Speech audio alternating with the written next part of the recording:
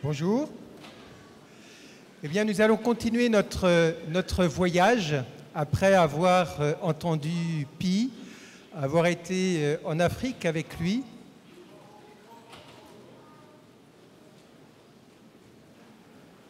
Comme ça, c'est mieux? Ah. Oui, je disais, nous allons continuer notre voyage cet après-midi avec Antoine, qui est du Togo, Charles, qui est malaisien, il vient de Malaisie, et aussi avec Thomas, Amandine et Guillaume, qui ont été volontaires de la DCC, et pour Thomas qui a été au Paraguay, et pour Guillaume et Amandine, qui ont été à Madagascar. La question qui nous occupe pour cette séquence, c'est de se laisser déplacer avec eux dans nos visions, nos points de vue sur le développement, la mondialisation, le réchauffement climatique. Je pense que Pi, à travers les histoires qu'il nous a racontées, nous a invités à nous déplacer, à faire changer nos représentations, nos points de vue. Eh bien, on va continuer avec nos intervenants ces déplacements.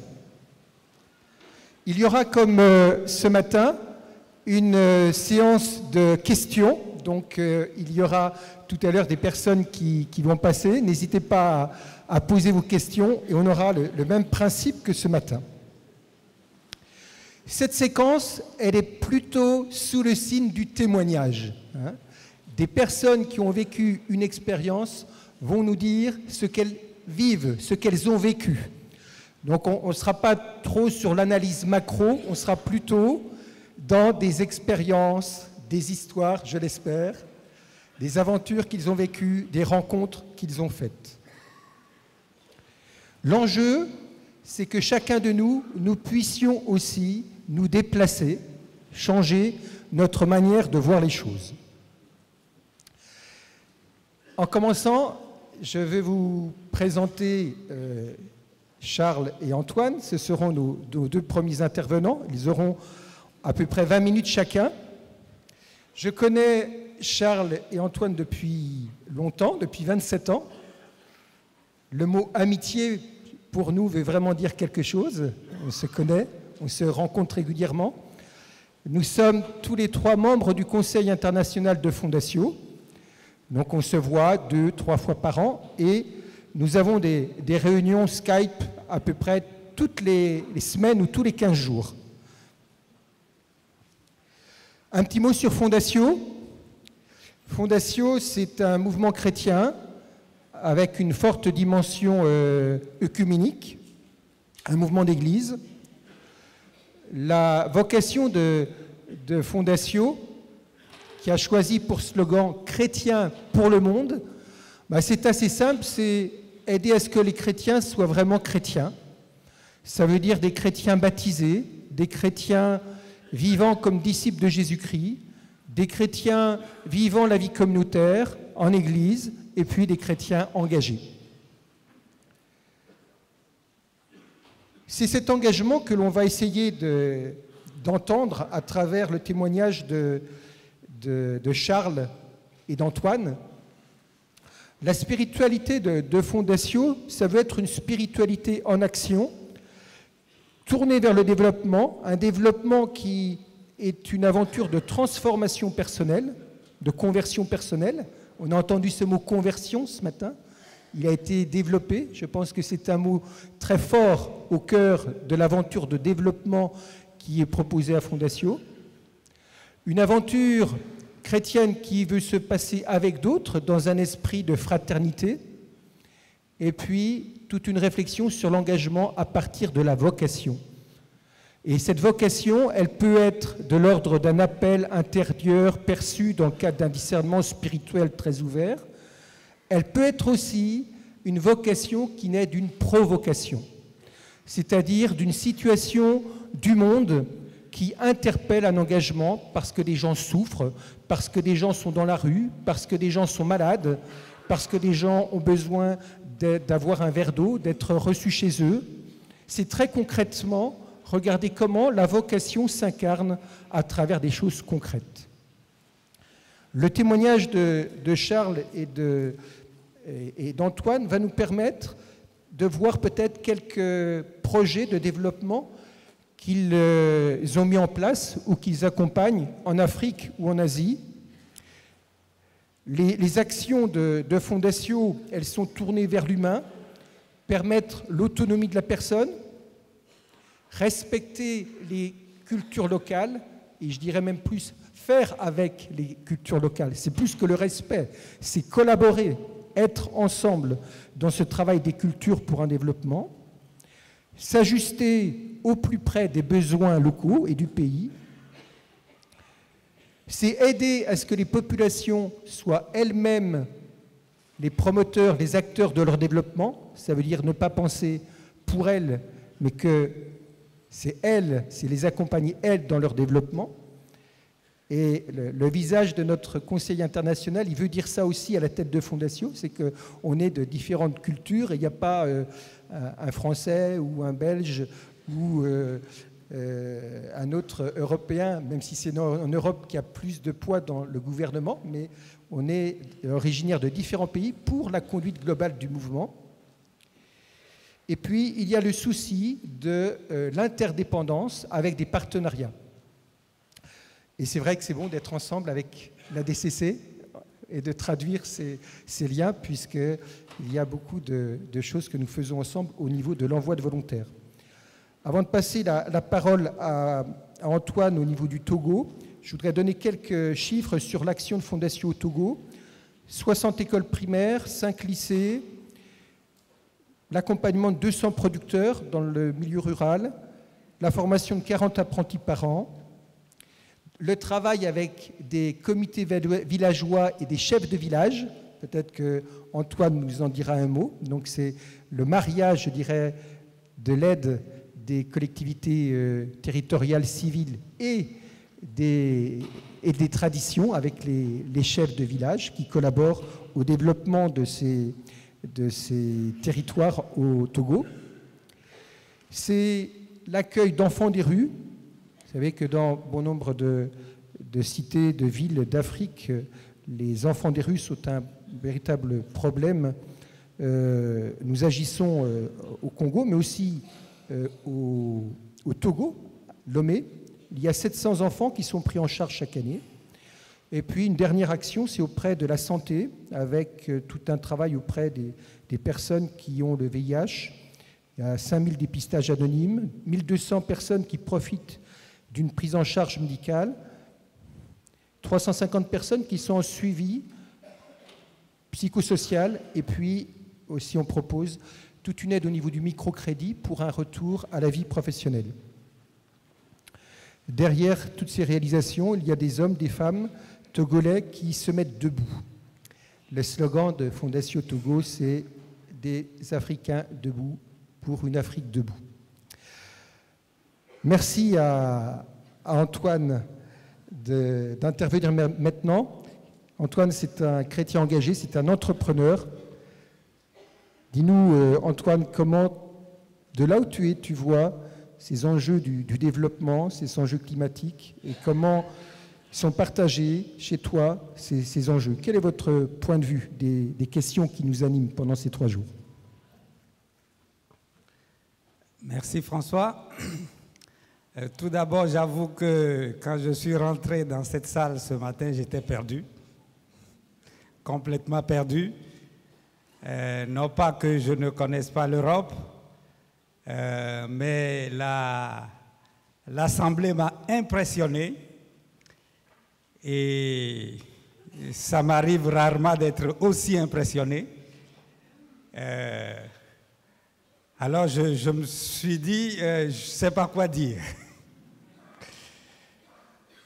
Alors, puisant aux sources de mes racines, il m'est venu ce chant que je vais entonner. Malheureusement, je ne sais pas s'il y a quelqu'un qui peut m'accompagner. Milawelo, milawea. Milawelo, milawea. Milawelo, milawea. Milawelo, milawea. Mile vechan, milawe. Mile tonjan, milawe. Milawelo, milawea.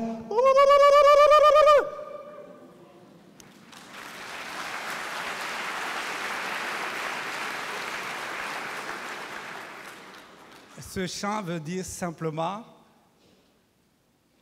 nous allons le faire, nous allons le réussir. À deux, nous allons le réussir. À trois, nous allons le réussir. Même à trois, même à deux, nous allons le réussir. Et merci, j'ai entendu ce matin des paroles fortes qui m'ont donné de l'espérance. Et de l'espérance pour l'Afrique, parce que c'est pour elle que mon cœur vibre, mais de l'espérance aussi pour notre monde. J'ai compris ce matin qu'il y avait la solution, les solutions aux principales difficultés, problèmes qui se posent à notre monde. Je repars avec ça. Et je vous remercie de m'avoir donné cette conviction, cette espérance. Et je suis sûr que ça arrivera. François l'a dit, je viens du Togo et donc de l'Afrique. On a, les Togolais ont le... pardon.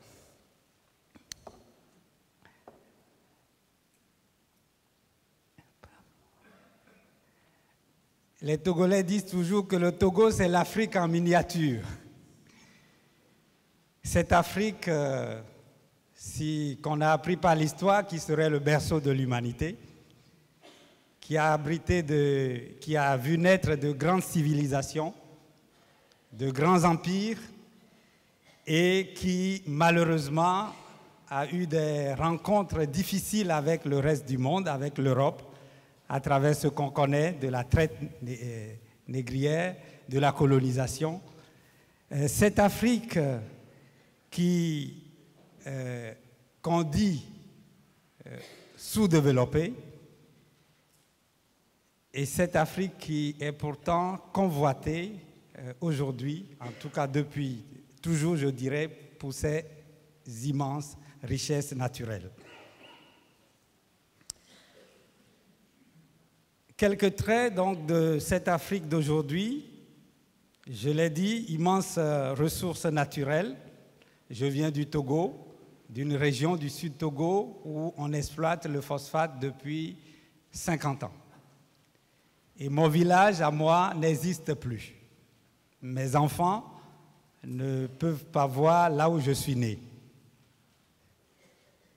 Rien n'existe parce que ce village est situé sur le gisement du phosphate. Et un jour, un de mes neveux a posé cette question à son papa qui travaillait dans la mine depuis longtemps. Qu'avez-vous fait? Que faites-vous des milliards que génère l'exploitation du phosphate? C'est une question qui est restée sans réponse, mais qui un jour reviendra sûrement.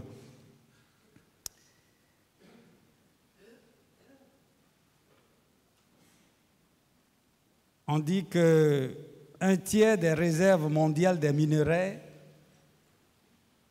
sont en Afrique.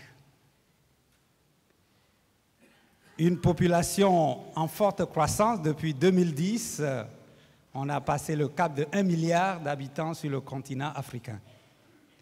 Et 1 milliard d'habitants, ça veut dire au moins 50% de jeunes. Donc un continent essentiellement jeune. L'Afrique, c'est des États jeunes qui ont à peine 60 ans, puisque la plupart sont devenus indépendants en 1960.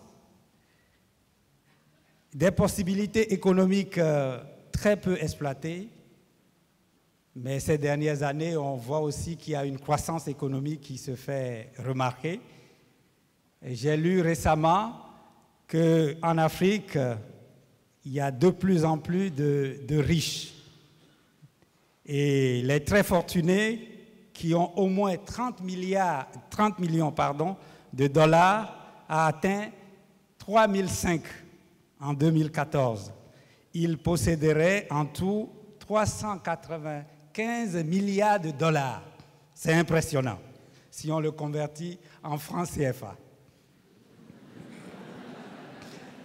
Alors j'ai découvert aussi que c'est ultra riche, il y en a 450 à Lagos, à 4-5 heures de voiture de chez moi. 450.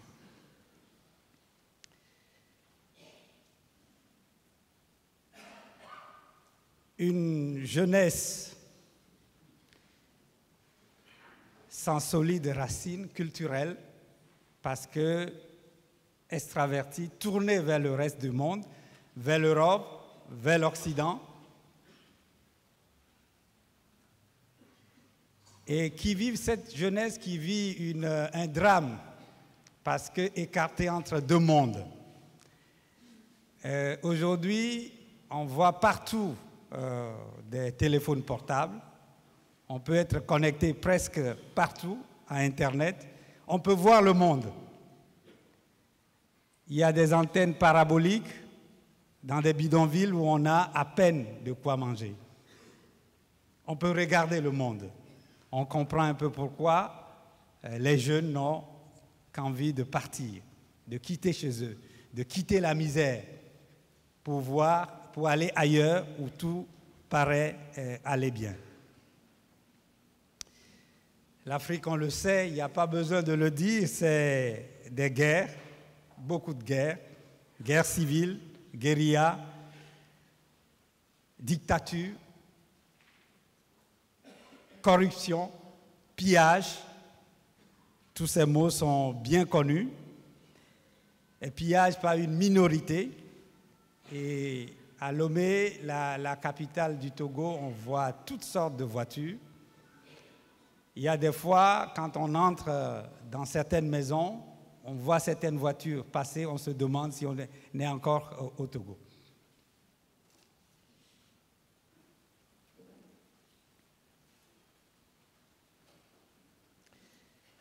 C'est aussi une grande opportunité de savoir que l'Afrique est plus que jamais ouverte sur le monde.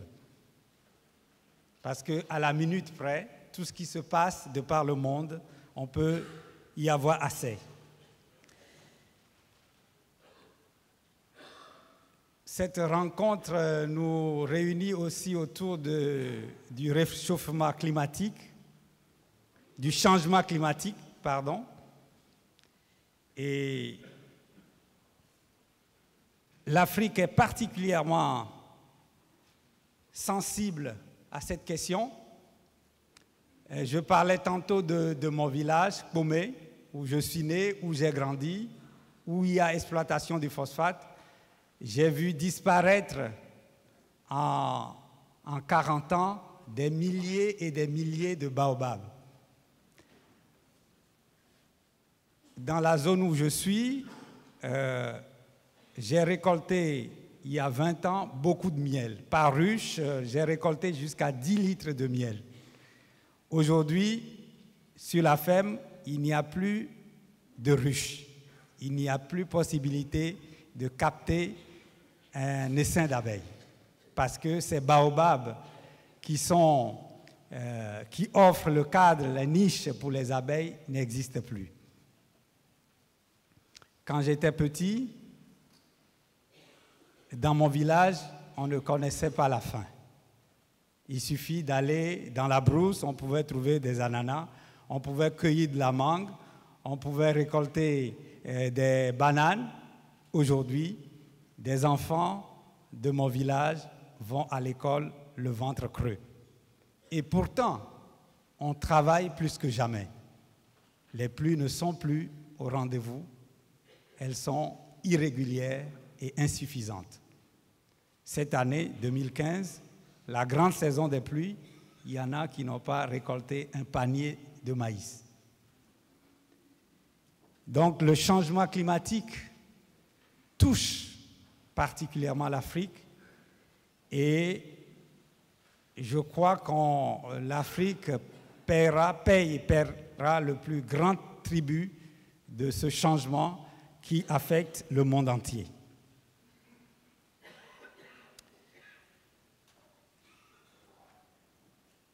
Je voudrais dire quelques mots face à l'avenir. Évidemment, il y a deux tendances. Les pessimistes qui pensent et disent qu'il n'y a rien à faire sur le continent, il faut aller ailleurs, rejoindre le monde où il fait bon vivre, l'Europe, l'Occident. Il y en a, mais ce n'est pas les plus nombreux. Il y a des jeunes, des adultes qui croient qu'ensemble, on peut faire quelque chose. Il y a de plus en plus d'organisations partout, dans les villages comme dans les villes, qui se créent pour se donner la main, pour réfléchir, et pour donner la main aux autres. Je vois ici des volontaires qui reviennent. Ils ont un rôle important dans nos sociétés. Ils font beaucoup avec nous.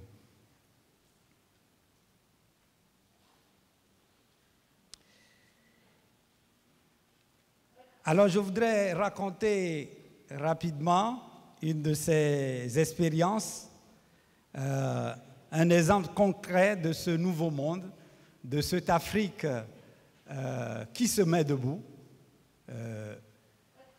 qui est l'exemple de Sichem, une organisation que nous avons créée à quelques-uns, parce que nous avons eu la possibilité de rencontrer Fondation sur notre chemin, qui nous a aidés à avoir confiance en nous, à voir autrement notre vie, à croire que tout est possible, qu'il n'y a rien de perdu.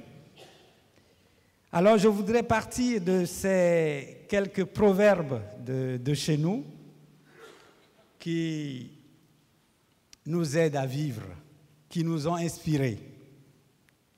Je parlais tout à l'heure dans mon chant de « Ensemble ». Il y a un proverbe chez nous qui dit « Benodou et doivou deto ». C'est ensemble, hein, c'est d'une même voix. B, c'est la voix, c'est d'une même voix, c'est ensemble qu'on met la pirogue à l'eau. Il y a eu aussi, je pensais tout à l'heure quand quelqu'un avait posé la question à Api, si ses enfants vont rentrer ou rester ici, il y a cette parole, ce proverbe de chez moi qui dit « Doumenyo me soit faux ». Aucune terre hospitalière ne peut remplacer le pays natal. Aucune terre hospitalière ne peut remplacer le pays natal. On sera toujours en exil tant qu'on n'est pas rentré chez nous. Et c'est fondamental de le comprendre, de le vivre. Ceux qui ont fait l'expérience le savent. Et j'étais ému tout à l'heure quand j'écoutais Pi.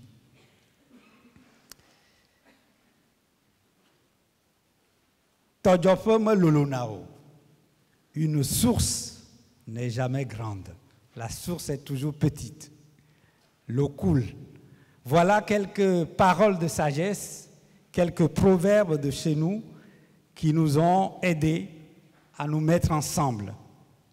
Ce Benodou, ensemble pour une Afrique debout, comme on aime à le dire en français, c'est la devise de Sichem. Une organisation, je l'ai dit, qui est née il y a 25 ans, 26 ans maintenant, pour l'autopromotion des communautés villageoises au sud Togo, à travers des projets de santé. À quelques jeunes, on s'est dit, on a eu l'opportunité, la chance que n'ont pas tout le monde d'aller à l'école, de voyager. Il faut qu'on le mette au service de nos populations. Et on a créé cette organisation. Benodou, c'est d'abord et avant tout un travail d'animation, de conscientisation à travers des outils simples tel que ce que nous avons devant nos yeux, les 2 villages. C'est une batik, c'est des batiks qui servent de base pour l'animation des communautés villageoises dans la zone où on travaille. Ces 2 villages, si on les observe, on voit qu'il y a une qui est organisée, où tout est en harmonie. Il y a une qui est désorganisée. Et souvent, quand on fait de l'animation à partir de ces 2 images, on est impressionné par la qualité de l'analyse, des réflexions et des conclusions que les paysans, qui beaucoup n'ont pas été à l'école, peuvent faire. Un jour, un membre d'une communauté a fait cette réflexion, cette analyse, à partir d'un de ces batiks qui dit, mais il a regardé dans le ciel de ces batiks, il avait vu qu'il n'y avait pas d'oiseaux. Il dit, mais ce village, ça ne va pas du tout. Il n'y a même pas d'oiseaux dans son ciel.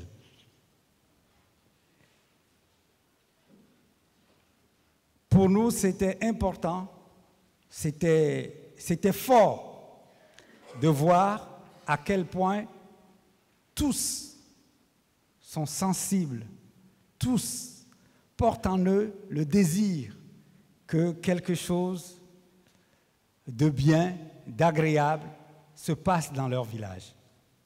Et nous essayons, par notre travail, par notre animation, d'impulser une vie communautaire où on cherche à aller au-delà de nos divergences et à penser le village, à organiser le village, à rêver le village pour qu'il y ait simplement de l'eau potable à boire.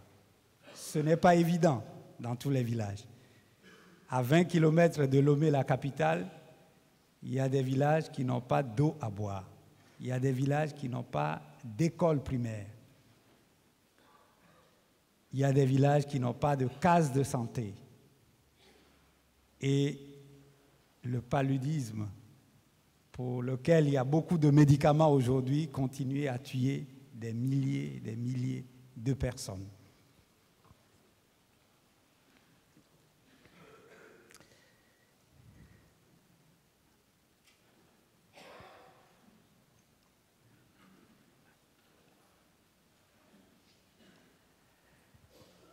Alors, à part ces proverbes, ces paroles de sagesse qui nous ont inspirés, il y a notre foi en Christ. Ce que nous avons reçu de l'Église, qui fonde ce que nous avons vécu de la spiritualité de Fondation, qui, dans son fondement en ce qui concerne les projets de développement et de solidarité, nous a aidés à nous mettre debout, en nous disant « tout homme est acteur de son devenir », que nous pouvons être co-créateurs avec Dieu de notre vie, de la vie de nos communautés, et que Dieu est au-dedans de nous et veut agir avec nous et non pas à notre place. C'est quelque chose qui a complètement changé notre vie et notre regard. Et que l'homme, tout homme est responsable de son devenir. C'est ce que nous essayons de vivre avec les villages. Et j'ai eu la joie tout à l'heure de voir sœur Laurence, qui est sœur du Cénacle dans cette salle, qui nous ont donné à l'équipe de Sichem, aux jeunes des villages environnants que nous avons formés en briqueterie et en maçonnerie, de construire leur centre spirituel. C'était une aventure périleuse pour les sœurs du Cénacle, mais une aventure grandiose pour nous et qui a permis à ces jeunes qui ont quitté l'école à 15 ans, à 12 ans pour certains, de devenir des ouvriers capables de travailler sur les chantiers menés par des architectes français. Merci aux sœurs de Sénac de permettre cela. Ça dit bien que tout homme peut se mettre debout. Et que aider l'homme, c'est le réveiller, c'est l'éveiller. C'est cela que nous dit la spiritualité de Fondation.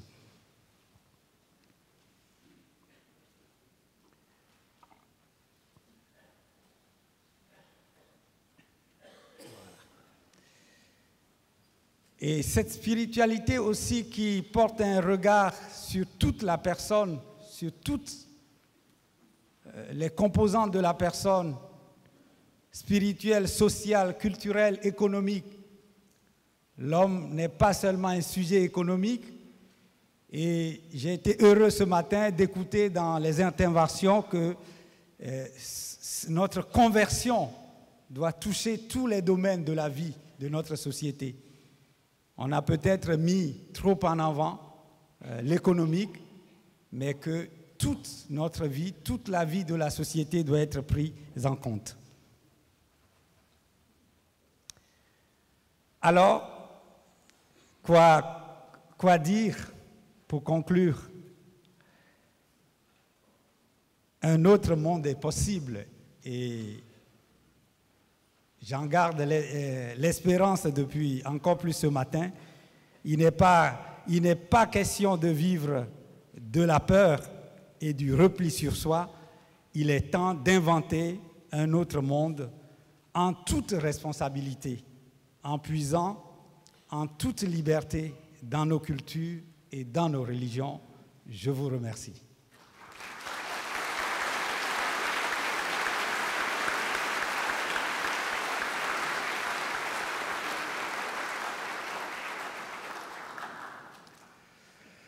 Merci beaucoup Antoine.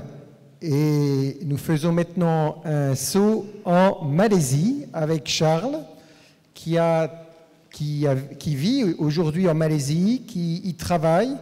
Il a également été, pour sa vie professionnelle, au Myanmar et aux Philippines avec sa famille. Il est donc coordinateur aujourd'hui continental des activités de Fondation et directeur de ses projets. Il a une formation en sciences d'éducation, en développement communautaire, en management et en théologie.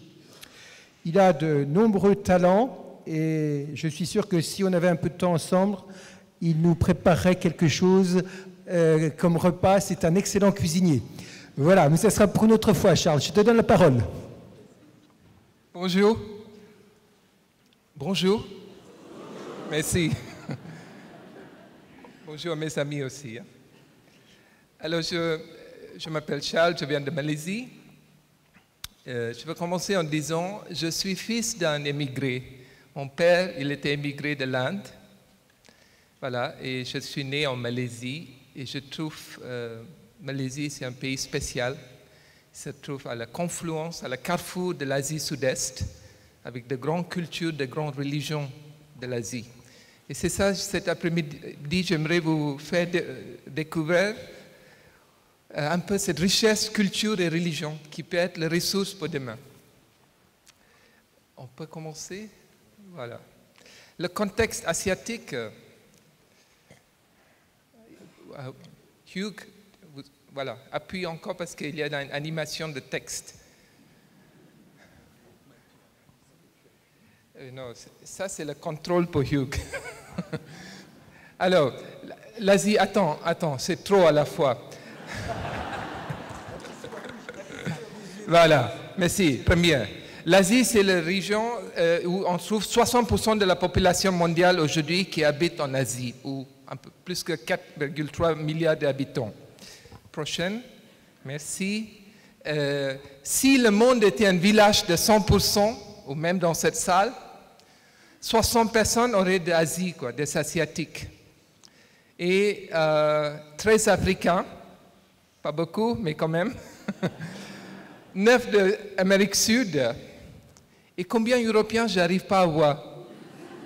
12, pardon. 12 Européens et 5 d'Amérique du Nord. C'est intéressant parce que ça pose la question, si on croit dans le système de démocratie, pourquoi les grandes parties de l'humanité n'ont pas le pouvoir sur l'avenir de ce monde?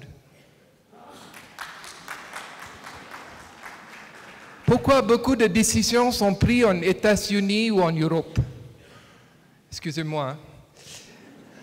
Allez, on va continuer. Prochaine. C'est aussi un continent de jeunes. Hein. 40% de la population ont moins de 15 ans. Et si on prend 25 ans, ça devient 60% de la population d'Asie sont moins de 25 ans. Encore. Et l'Asie est en train de traverser une croissance phénoménale. Même chez moi en Malaisie, en 5-10 ans, on a toute une nouvelle ville, une cité qui sort chaque 5 ou 10 ans. Il y a le phénomène de mégapole, de cité avec de plus de 10 millions de populations. Donc par exemple, Mani, par jour, il y a une population de 15 millions et par nuit, 13 millions. C'est-à-dire il y a 2 millions de personnes qui font l'aller-retour de rentrer dans la ville de Mani pour travailler et retourner dans la campagne. Alors, il y a à peu près, il va y avoir plus que 30 villes mégapoles en Asie. Et encore, prochaine, Hugh. Donc, en même temps, en Asie, un tiers de la population d'Asie vit avec moins que $1,50. Hein. C'est selon le chiffre de Asian Development Bank. Alors, si vous me demandez quelles sont les caractéristiques d'Asie, je peux dire ces 3 choses-là. C'est un continent de jeunes, un continent de pauvres et un continent qui est berceau de la grande religion et de l'ancienne civilisation. C'est ça qui marque l'Asie et c'est ça que je veux proposer cet après-midi comme une ressource pour construire le monde de demain. Les jeunes, les pauvres et les cultures et les religions. On va continuer. Alors, je vous fais découvrir un petit peu la cuisine asiatique, la culture asiatique. Alors, si vous regardez ce chiffre, hein, l'hindouisme, ça existe depuis plus que 5000 ans. Il y a plus que 650 ou même maintenant 700 millions d'adeptes d'hindouisme, bouddhisme qui date de 2500. Qui a plus que 300 millions d'adeptes. Et l'islam, 700 millions. Le pays qui est plus grand, avec le plus grand adhérent musulman, c'est en Asie Sud-Est, hein, c'est l'Indonésie. Hein. Ce n'est pas Arabie Saoudite ou Kuwait, hein, c'est chez nous, hein, il y a plus de musulmans. Et finalement, le chrétien, on viendra à ce chiffre hein, tout à l'heure, voilà, 85% de toutes les autres religions du monde, c'est-à-dire tous les non-chrétiens, on se retrouve en Asie, hein, sur le chiffre population, 85%. Cette regard religieuse est très présente partout en Asie. Je ne sais pas si vous avez remarqué, je suis sûr que plusieurs d'entre vous qui ont fait le tourisme en Asie, je sais que vous avez bien profité de spa, mais à part de spa, il y a aussi des temples, églises et mosquées. Je ne sais pas si vous avez remarqué, même devant le spa ou devant le grand bâtiment de bureau, il y a toujours un petit hôtel où même le PDG va aller chaque matin, il va déposer ses fleurs, il va faire son prière avec le joystick avant de rentrer à travail. Ils vont prier pour gagner l'argent, mais quand même, c'est cette regard religieuse qui est là au fond, qui reste toujours en Asie. Je trouve ça c'est remarquable. Non? Next, Hugh. En même temps, voilà quelques défis de notre monde aujourd'hui. Depuis 5-6 ans maintenant, on amène les étudiants à l'Institut de formation chez nous, qui est à Mani, pour aller découvrir de ce monde de human trafficking, hein, de trafic humain et migration. Voilà un peu le prix des personnes, de filles qui sont femmes qui sont achetées et vendues. J'étais étonné l'autre jour, j'étais à Aix-la-Chapelle. En prenant la petite rue, derrière la grande rue, je trouvais toute une rue comme Amsterdam, des femmes d'Afrique, de Mani, de Thaïlande, derrière cette vitrine-là, Aix-la-Chapelle, Aachen.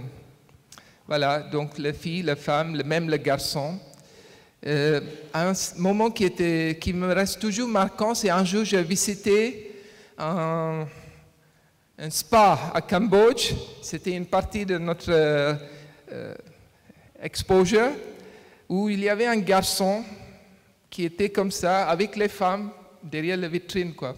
Il attendait des clientèles. Voilà, c'est notre monde aujourd'hui aussi en Asie. Hugh. Voilà, voilà. L'autre, c'est la déforestation. Vous voyez l'île de Bornéo. Vous voyez, remarque la différence entre 1951 et 2020.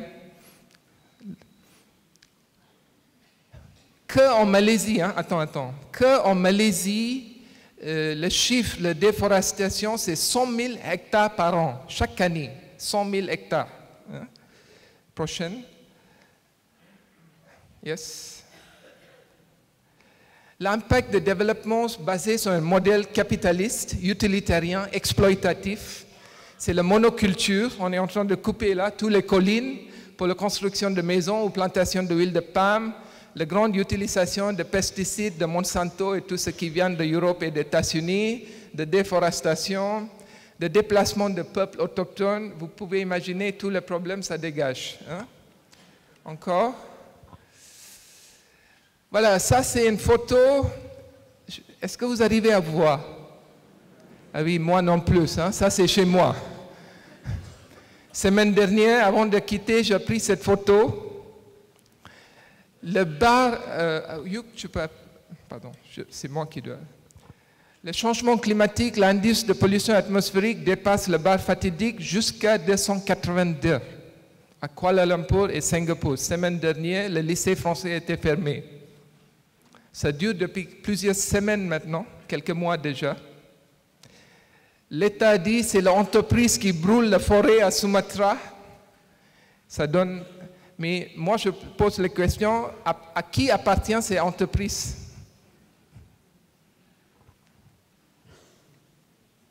Prochaine. Distribution de richesses, qui était partagée ce matin par l'intervenant, non? Le 1% de plus riches de la population mondiale, ils ont la moitié de la richesse, hein, c'était dit ce matin, mais les 20% de plus riches de la population ensemble contrôlent 94,5% de la richesse du monde. Et l'autre 5% est partagé entre nous ici, quoi, dans la salle, j'imagine. Hein? Les 80% de plus pauvres de la population mondiale ne se partagent que 5,5%. Et moi, si je suis là avec vous, déjà je suis un parmi les privilégiés. On n'est pas le plus pauvre dans ce monde. Hugh?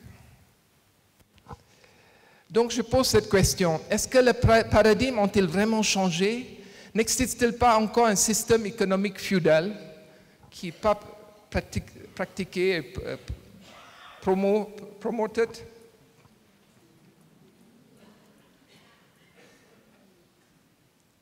Vous voyez, à la base de l'échelle, il y a 98,5% de la population.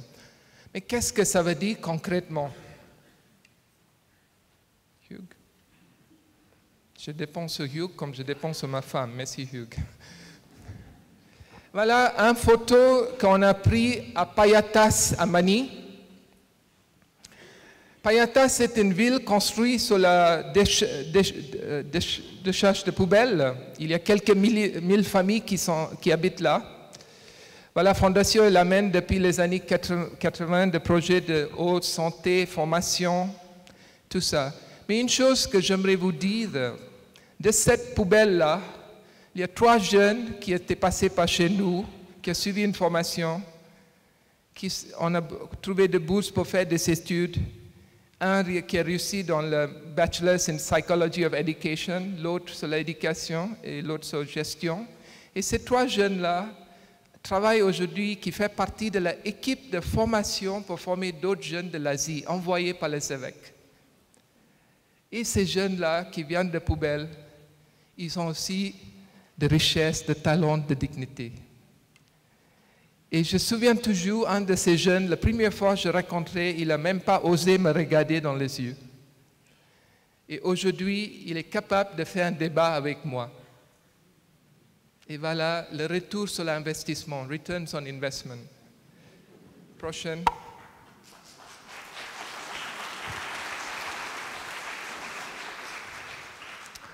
Fondation travaille toujours en Myanmar.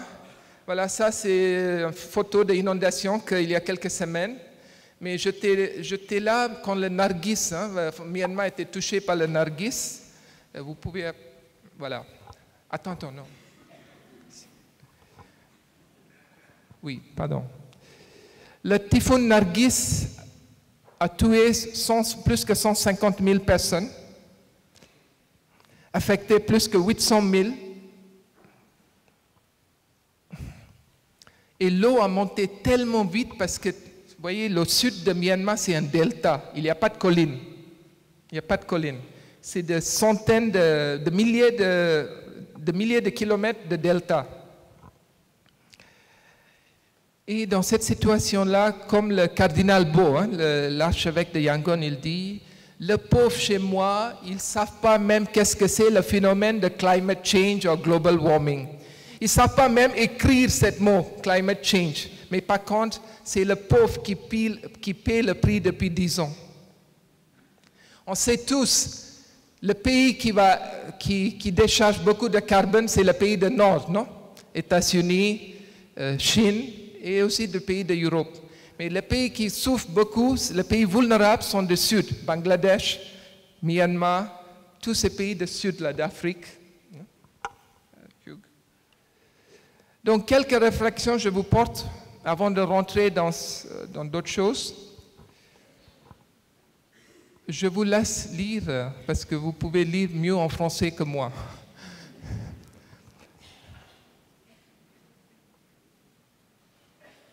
Le développement s'est métamorphosé de l'engagement politique et de la responsabilité sociale vers le modèle de marché et fait face à une crise morale. Et ce matin, le dialogue, l'intervention ici, si on peut acheter et vendre le chiffre de carbone, et voilà un exemple où on commence à faire de développement un échange économique, plus de responsabilité sociale. La différence entre le développement et la croissance économique, ce n'est pas pareil. Prochaine. La culture utilitarienne qui a ouvert la voie pour la désacralisation, le de-anthropos, la humanité et la création. La pratique de l'intégrité et de justice de création et même just wages. Aux Philippines, le minimum wages, c'est moins que 10 dollars si tu es un boucher. Tu vas avoir 400 pesos.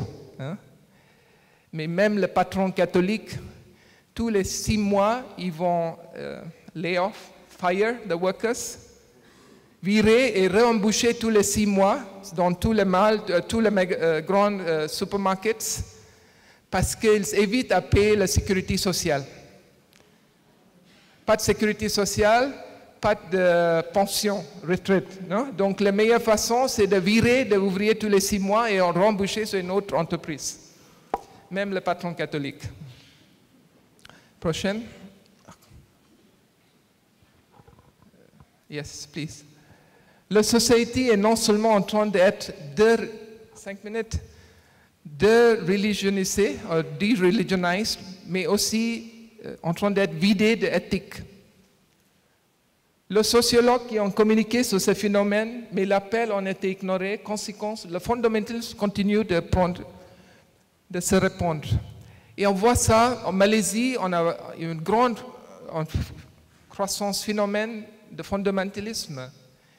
Et je trouve cette notion d'État laïcité va jamais marcher, en tout cas pas en Asie. Parce que le plus on supprime l'authentique religion, ça va donner d'autres formes de fondamentalisme dans nos sociétés. Yes, you go. Yes. Alors l'Église, au cœur de tout ça, l'Église catholique est 2,9%. Et si on enlève les Philippines, il reste 1,3% de la population d'Asie. Hugh? Yes. Donc, quel chemin l'Église propose pour le développement? propose développement comme un triple dialogue vivant, dialogue avec le pauvre, dialogue avec la culture, dialogue avec la religion de l'Asie. C'est difficile à jongler entre cela et cela. Encore? Pas trop vite, oui. Perspective de vie, attends. Je mis cette photo-là, c'est une danse traditionnelle, c'est un mélange entre... C'est une danse indienne inculturée dans la culture indonésienne, qui parle beaucoup de l'harmonie. Partout en Asie, ça c'est une valeur très importante, l'harmonie. L'harmonie avec soi, avec ses voisins, avec Dieu. On se retrouve ça dans toute la culture d'Asie et aussi dans les religions autochtones. Le grand esprit qui imprègne, qui est sensible et qui rend sacré ou sacralise toute la création, le cosmos, qui est visible par le rite de récolte qui célèbre toujours. Cet grand esprit-là, donc, qui est présent, l'Église en Asie favorise une théologie de dialogue, l'inculturation et l'harmonie, parce qu'il présente Jésus comme le sacrement de Dieu, de harmonie cosmique. C'est-à-dire, le Jésus qui a pris chair, il nous invite d'aller à la rencontre, à le dialogue de d'autres religions, d'autres cultures et les pauvres, pour retrouver l'image, la face de Dieu. Un modèle de développement qui va respecter l'être humain. Donc, Fondation en Asie, je vais sauter ça très vite, on a des formations de faire théologie et de projets de développement. Je vais vous expliquer faire théologie. Attends, je termine. On amène les jeunes chaque année de faire de lecture de l'expérience, de comprendre qu'est-ce qui se passe dans la vie ou dans la situation ou dans le contexte et l'analyse pourquoi ça passe et la réflexion qu'est-ce que cela signifie et comment il va répondre. Oui, c'est une méthodologie contextuelle qu'on parle, on peut apprendre de nos réalités asiatiques. Mais pour moi, ce qui fait la différence entre une intervention de foi, de religion et de culte, c'est précisément, il y a cette réflexion qui passe dans le silence, dans la contemplation, une réflexion qui nous amène à la tradition de notre foi, respectivement. Je peux être un bouddhiste ou un musulman, je suis envoyé de retrouver dans ma tradition, mon héritage, avant de répondre. C'est important parce que cette dimension de foi qui fait la différence entre une ONG ou une association qui agit sur la base de foi. Sinon, comme on a une blague en anglais qui dit « We don't want to be NGOs ». On ne veut pas être la NGO, Non-Governmental Organization, mais on ne veut pas être aussi No God Organizations. Prochaine. Voilà, donc la spiritualité de Fondation qui propose développement comme une transformation personnelle. Qu'est-ce que Gandhi a dit? Soyez le change que vous voyez voir dans le monde. Commençons par soi-même, par notre chemin de transformation. Apprenons-nous d'être vrais, apprenons-nous d'être avec nos frères et sœurs en solidarité, vraiment à l'écoute. Le pauvre peut nous enseigner. Et apprenons-nous d'être aussi vraiment enracinés dans la réalité de mission. Et dans ce sens-là, je veux vous dire une dernière chose. Je travaillais avec le Bureau des Nations Unies, des jeunes qui viennent de ONG internationales des États-Unis, de l'Europe. Souvent, ils sont de préjugés, de biais contre la religion et la culture. Je trouve c'est dommage. Et bien sûr, j'ai bagarré. Mais je trouve c'est dommage parce que, mais malheureusement, c'est eux qui sont l'argent. C'est vous qui en Europe ou les Nations Unies qui sont l'argent. Et donc l'argent qui dit pouvoir, qui dit la décision finale sur le projet. Je pense qu'on peut changer cette dynamique-là, d'être vraiment dans cette dynamique, d'être frères, sœurs, d'être enracinés dans nos réalités, d'être à le dialogue de pauvres, de cultures, de différentes civilisations. Merci.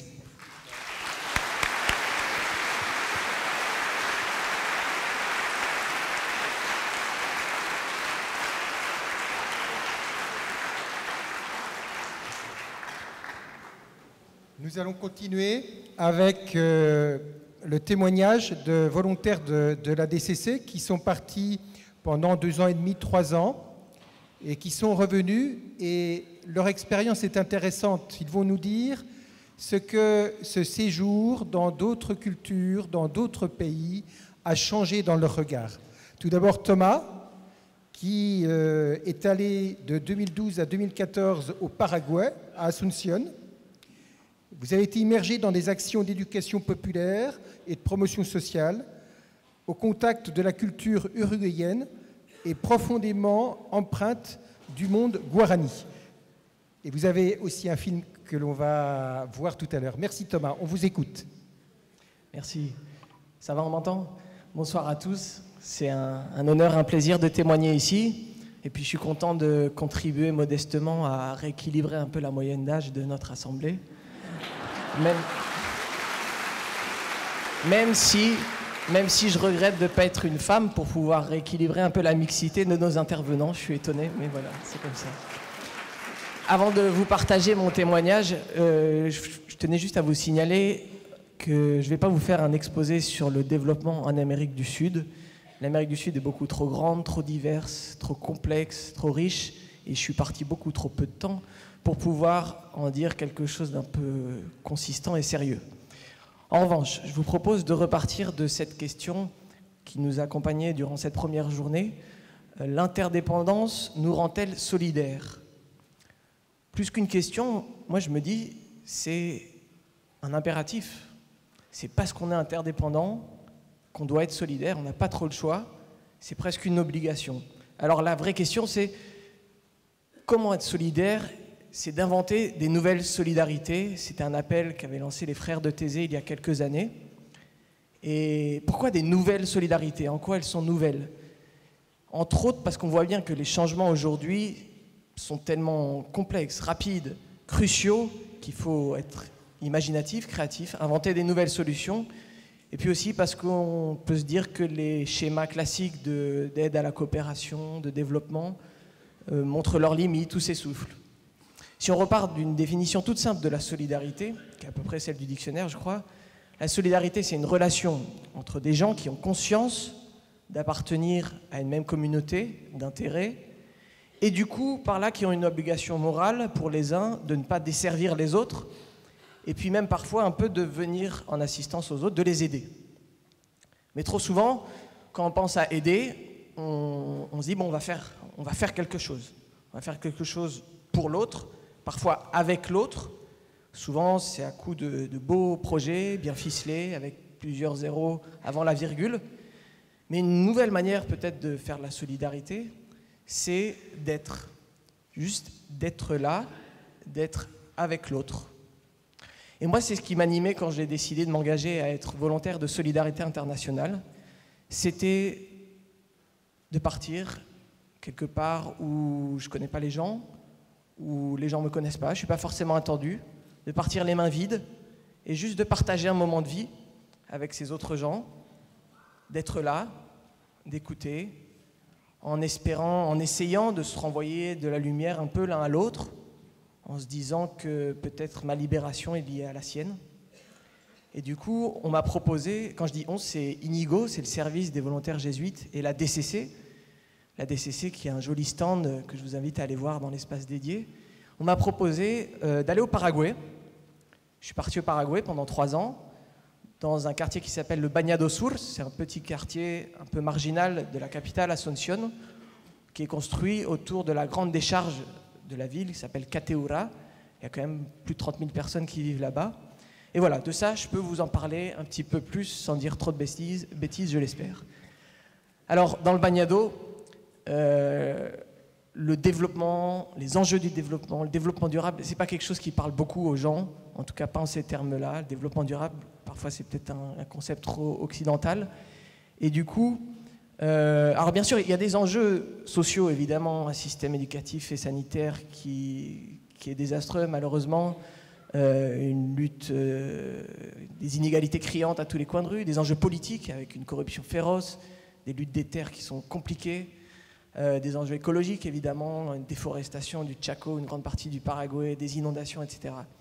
Mais peut-être plus intéressant et plus fécond, je trouve, c'est la spécificité de la culture guarani, une spécificité du Paraguay. Je vais vous en parler juste 2 minutes.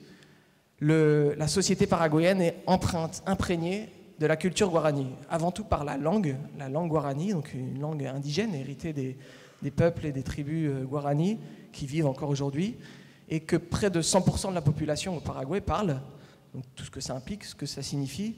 La culture guarani aussi dans l'imaginaire collectif, dans le rapport quotidien à la nature, dans les mythes, dans la cosmogonie, etc. Et quelque chose de fondamental, de fondateur de la culture guarani, c'est ce qu'on appelle la quête de la terre sans mal. Alors je ne suis pas ethnologue ni anthropologue, et puis en 10 minutes c'est difficile de dépasser les approximations, mais je crois qu'on peut dire ceci. La terre sans mal, les Indiens le décrivent comme un lieu privilégié, indestructible, où les fruits poussent tout seuls de la terre et où l'on ne meurt pas. Et cette quête de la terre sans mal a motivé pendant des siècles et des siècles les tribus à bouger, c'était des nomades. C'était pas seulement la recherche d'un lieu physique évidemment, c'était aussi un mode de vie en harmonie avec l'environnement et avec les autres. Et aujourd'hui encore, je pense qu'on peut dire, en tout cas c'est ce que moi j'avais expérimenté dans le Bañado Sur au Paraguay, que les gens sont motivés peut-être plus par cette quête de la terre sans mal que par les objectifs du développement durable, etc. Il y a quelques mois, un ami du Bañado me racontait qu'il était allé à une réunion qui rassemblait les caciques et les responsables locaux du Paraguay pour réfléchir ensemble sur ce qu'est ou ce que devrait être aujourd'hui la quête de la terre sans mal pour eux, ce qui les apportait depuis des siècles. Et il me disait qu'il s'était accordé à dire que c'était l'écoute, le savoir écouter. En guarani, on dit « Nihendu Kua'a ». Voilà, ça fait tout de suite un peu plus savant. Mais ils avaient l'impression, ils craignaient de ne plus savoir écouter la nature avant tout, savoir s'écouter soi-même, savoir s'écouter au sein de la communauté, savoir écouter quelqu'un ou quelque chose de plus grand que soi. Et voilà, je crois que c'est peut-être par l'écoute que l'interdépendance nous rendra solidaires ou plus solidaires. Accueillir l'autre, coexister avec l'autre, comprendre les sagesses de l'autre, on en parlait ce matin, c'est avant tout de l'écouter, savoir l'écouter. Et plus encore, c'est peut-être en faisant l'expérience de la solidarité, très loin, mais aussi tout proche, ici, qu'on peut faire l'expérience d'appartenir les uns aux autres, de dépendre les uns aux autres. Et parfois, ça peut donner un sens à notre vie. La solidarité vécue vraiment profondément, sincèrement, pas seulement des actes de générosité sporadiques par-ci par-là. Mais cette solidarité-là, ça peut être une manière de faire l'histoire. C'était des paroles du pape François l'année dernière à la première rencontre des mouvements populaires à Rome. Alors voilà, l'écoute, c'est aussi une qualité essentielle pour apprendre la musique, pour s'initier à la musique. Au Paraguay, je me suis notamment impliqué dans un projet, une initiative locale des jeunes de ce quartier-là qui voulaient faire de la musique, qui n'avaient pas beaucoup de moyens. Et on a créé un petit orchestre, ça s'appelle l'Orchestre des instruments recyclés de Cateura. Je vous propose de regarder une petite vidéo qui vous donnera un aperçu du contexte et du projet en images et en musique.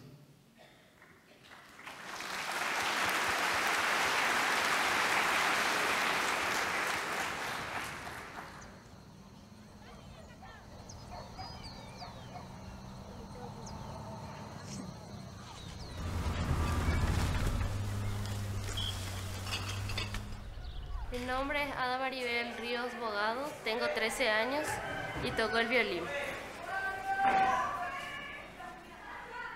Me llamo Juan Manuel Chávez, más conocido como Baby, tengo 19 años y toco el cello. Este cello está hecho de una lata de aceite, la madera tirada en la basura y las clavijas son de una vieja cuchara para golpear la carne y para hacer el ñoquis. Y suena así.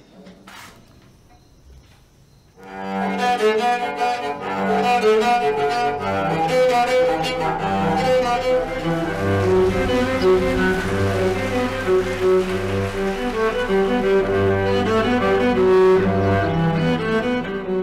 comunidad como Cateura no es un lugar para tener un violín. De hecho, un violín cuesta más que su casa.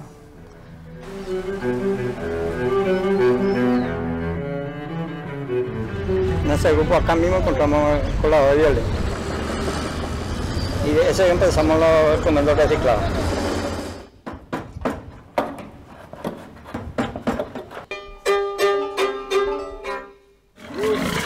La familia que acá vive recicla todo lo que hay en la basura y se vende. No pensaba antes que yo voy a hacer ese instrumento. Y me siento demasiado feliz cuando estoy viendo a un niño que está tocando un violín reciclado. Cuando ya escucho el sonido del violín siento como mariposas en el estómago, así una sensación que no sé cómo voy a explicar.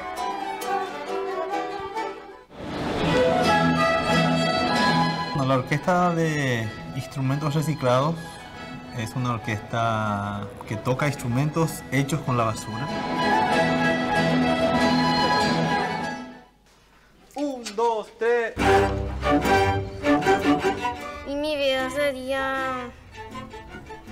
Sin la música estaría increíble. La gente se da cuenta que no tenemos que tirar la basura muy fácilmente.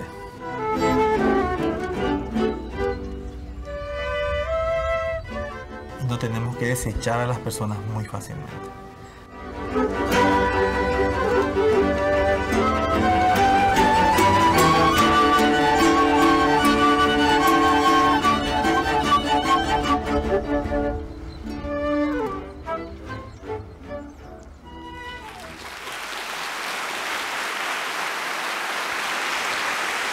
Merci. Juste pour terminer, quelques mots. Le directeur de l'orchestre, Fabio Chavez, disait « Nous ne devons pas jeter les ordures si facilement, nous ne devons pas nous débarrasser des gens si facilement ». C'est un peu contre cette culture du déchet, dénoncée par plusieurs voix dans le monde, que ce projet se positionne. Et je pense que c'est un témoignage inspirant de l'admirable capacité de ces gens du Bagnado, ces pauvres des périphéries, capacité de résilience, capacité d'imagination, de créativité, de foi en l'homme. Voilà, avec ce projet, on essaye juste, on se dit, faire vivre, donner l'opportunité aux jeunes, ne serait-ce que pour un instant, un moment, de faire vivre les valeurs qui sont indispensables pour apprendre la musique, la patience, l'écoute de soi et des autres, la discipline, la solidarité, le silence, le goût pour la beauté, l'engagement, les fruits de l'effort. Ça peut leur permettre d'avancer dans la vie. Et c'est une manière de lutter contre le cercle vicieux qui fait que moins on a d'opportunités, plus on est pauvre, et la pauvreté engendre encore moins d'opportunités. Alors voilà, moi avec le temps, j'ai été témoin de ces changements, de ces infléchissements, ces processus, ces déclics, ces jeunes qui lèvent la tête, qui prennent leur vie en main, se décident de se mettre en marche.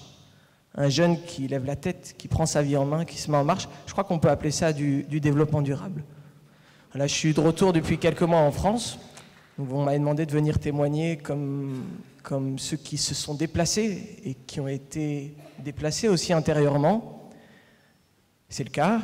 Je ne pense pas avoir profondément changé, je ne pense pas avoir trouvé le sens de ma vie, mais je garde à l'esprit des choses que j'ai expérimentées là-bas, que j'ai vues, grâce à ce partage d'expérience, ce partage de vie avec d'autres.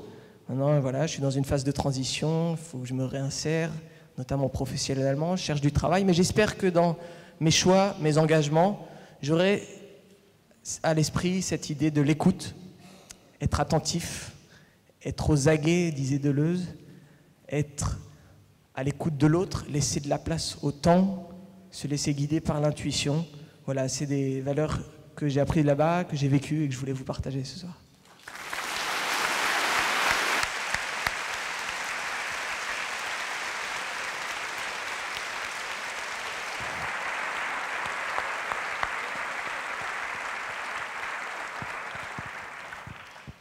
Voilà, nous allons terminer notre tour du monde avec Amandine et Guillaume.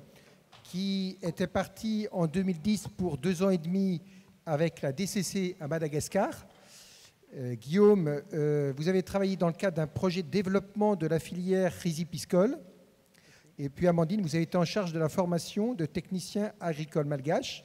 Peut-être que tout à l'heure, on aura l'occasion de voir aussi votre petit bébé, Clément, qui est ici et qui a l'air de suivre avec beaucoup d'attention. Vous avez la parole. Merci. Merci.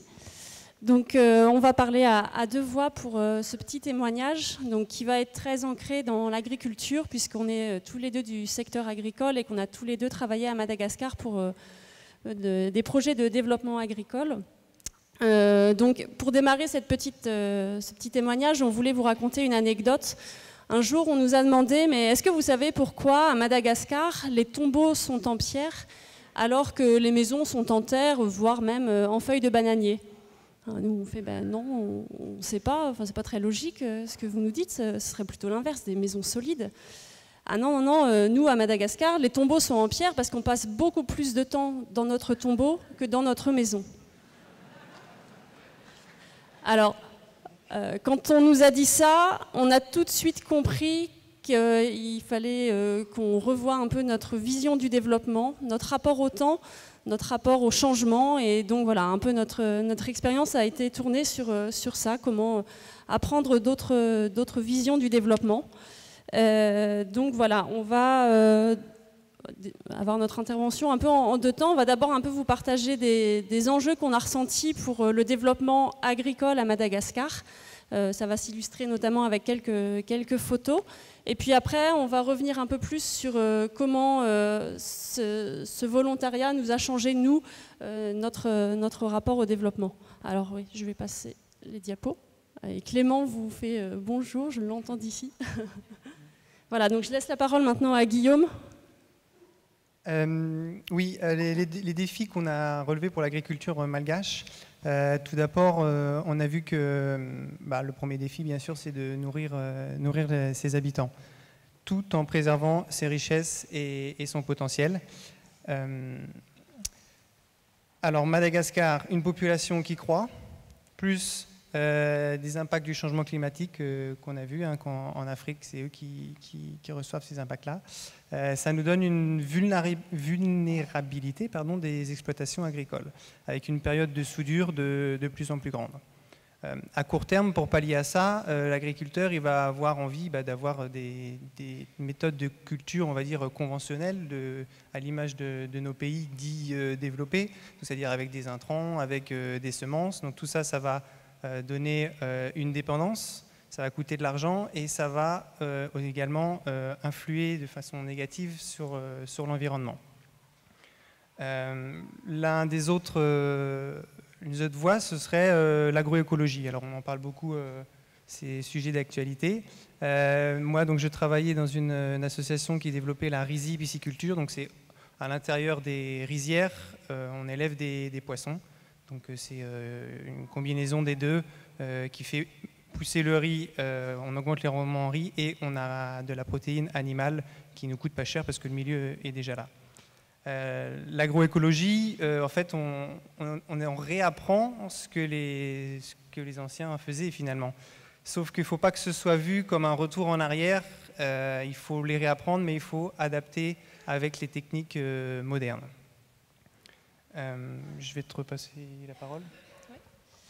Donc, un autre défi qu'on a trouvé important à Madagascar, c'était que le développement se fait surtout à partir des hommes et des hommes qui habitent à Madagascar. Donc on travaillait l'un et l'autre pour des associations françaises, des ONG, comme on peut dire, donc en étant au service de la DCC. Mais c'est vrai qu'on a pu côtoyer à Madagascar un bon paquet de projets de développement portés par des grosses institutions qui viennent 3 ans avec des objectifs, des résultats à atteindre et qui, au bout de 3 ans, repartent et voilà, se disent avoir atteint leurs objectifs parce qu'ils ont fait tant de formations ou tant d'actions. Nous, on s'est rendu compte qu'en fait, notre travail en tant que volontaire à Madagascar, c'était davantage d'accompagner des dynamiques locales et d'accompagner des agriculteurs à se prendre en charge eux-mêmes et à être les propres acteurs de leur développement.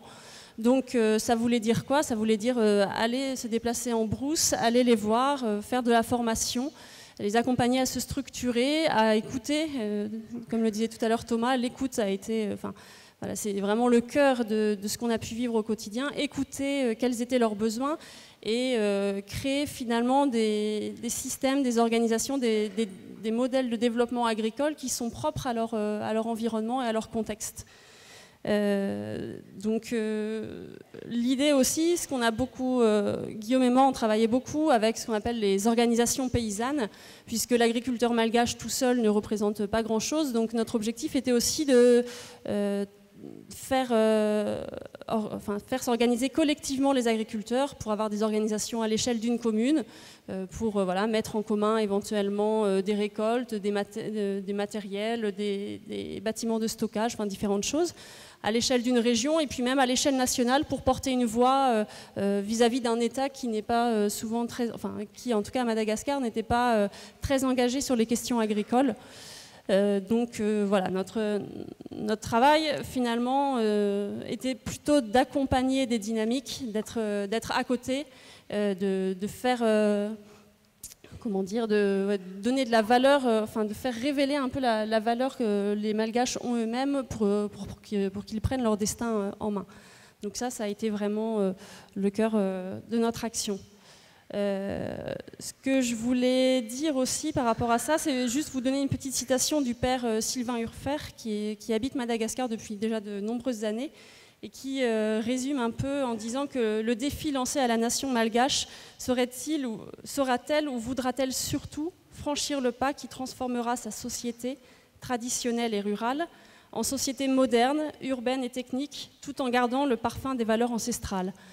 Et je pense que c'est cet enjeu-là qu'on a compris dans notre expérience. Du coup, voilà, on voulait aussi nuancer un peu notre discours, puisqu'on a été, ce discours est celui de deux Vasas, donc les Vasas sont les Blancs, deux Vasas qui avons vécu pendant 2 ans et demi à Madagascar sur les hauts plateaux. Et voilà, c'est une vision partielle qui n'est peut-être pas celle partagée par les Malgaches, mais en tout cas qui est la nôtre. Je vais redonner du coup la parole à Guillaume pour vous partager un peu ce que nous en avons retiré au niveau de notre expérience personnelle. Oui, c'est vrai. Bon, on l'avait vu lors des sessions de départ avec la DCC. On est parti là-bas pour aider au développement de Madagascar et en faisant un retour après sur notre expérience, en fait, c'est Madagascar qui nous a développés. Enfin, nous, c'est rien, à la limite, on va essayer d'insuffler quelques dynamiques, mais ça nous a grandi, ce voyage. On a eu la chance de partir en couple, tous les deux. Et voilà, on a vu qu'on est 2 ingénieurs, mais les gens là-bas, ils sont ingénieux. Ça nous a vraiment...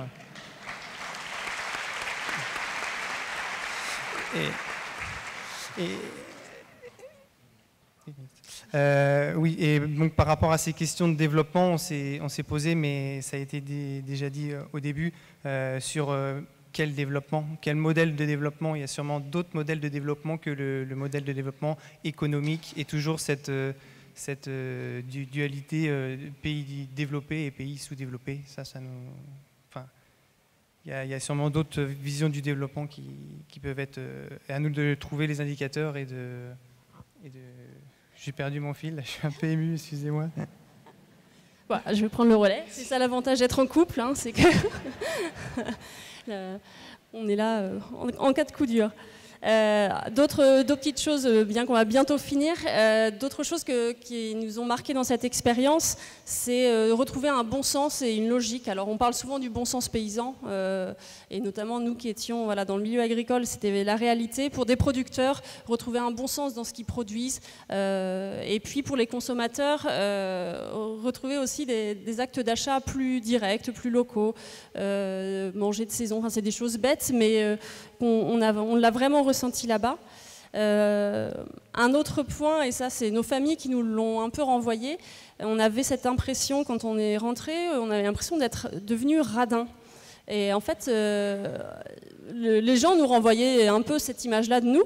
On se dit, oui, non, je pense pas être radin, c'est juste que c'est vrai que je ramasse les meubles dans la rue, c'est vrai que j'arrive plus à acheter des vêtements neufs, mais que je vais m'habiller au fripe ou bien voilà, au brocante ou foire à tout. C'est vrai que quand mon téléphone est cassé, je m'en vais le réparer ou je vais le bidouiller avec un trombone. Enfin, bon, je me débrouille. Hein. Comme tu disais, on est devenu ingénieux.